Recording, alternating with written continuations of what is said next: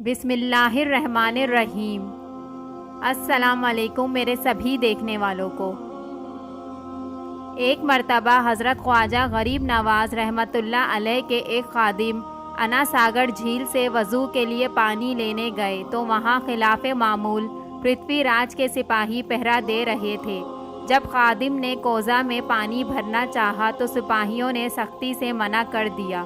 خادم نے آ کر جب سلطان الہند کو سارا ماجرا سنایا تو حضرت خواجہ غریب نواز نے فرمایا کہ سپاہیوں سے کہو کہ اس مرتبہ ایک کوزہ پانی لے لینے دو، پھر ہم اپنا کوئی اور انتظام کر لیں گے۔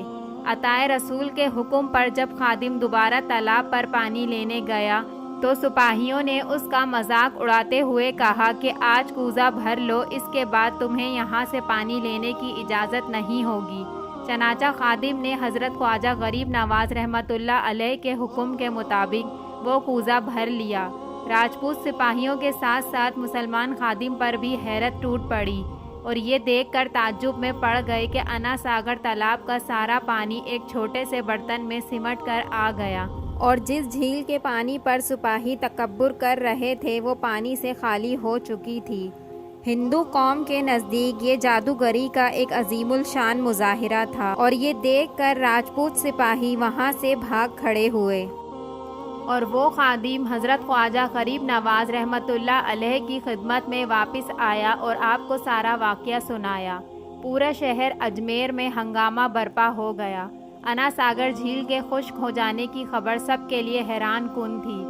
پرتھوی راج مسلمانوں کی بڑھتی ہوئی مقبولیت سے بہت پریشان تھا۔ اس کے مشیروں نے اسے مشورہ دیا کہ اس مسلمان فقیر کا مقابلہ ہندو جادوگر ہی کر سکتے ہیں، لیکن اس سے پہلے شہر اجمیر کے چند لوگ انا ساگر جھیل کی سابقہ حالت بحال کرنے کی التجا لے کر حضرت خواجہ معین الدین چشتی اجمیری کے پاس تشریف لائے اور آپ سے عرض کی کہ اگر جھیل کا پانی اسی طرح خشک رہا تو بہت سارے انسان پانی کے بغیر مر جائیں گے، جس پر خواجہ غریب نواز نے رواداری کا مظاہرہ کرتے ہوئے فرمایا کہ یہ تو حق کے نافرمانوں کے لیے ایک چھوٹی سی جھلک ہے، ورنہ ہمارا مذہب تو کسی کتے کو بھی پیاس سے تڑپتا ہوا نہیں دیکھ سکتا۔ یہ فرما کر خواجہ غریب نواز رحمۃ اللہ علیہ نے اپنے خادم کو حکم دیا کہ برتن کا سارا پانی تالاب میں واپس ڈالے۔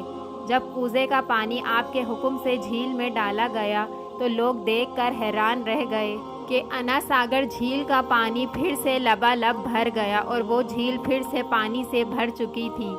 یہ کرامات دیکھ کے بہت سے بے ایمان لے آئے اور مسلمان ہو گئے۔ سبحان اللہ۔ ویڈیو اچھی لگی ہو تو لائک کر کے سبسکرائب کے بٹن کو دبانا نہ بھولیے گا۔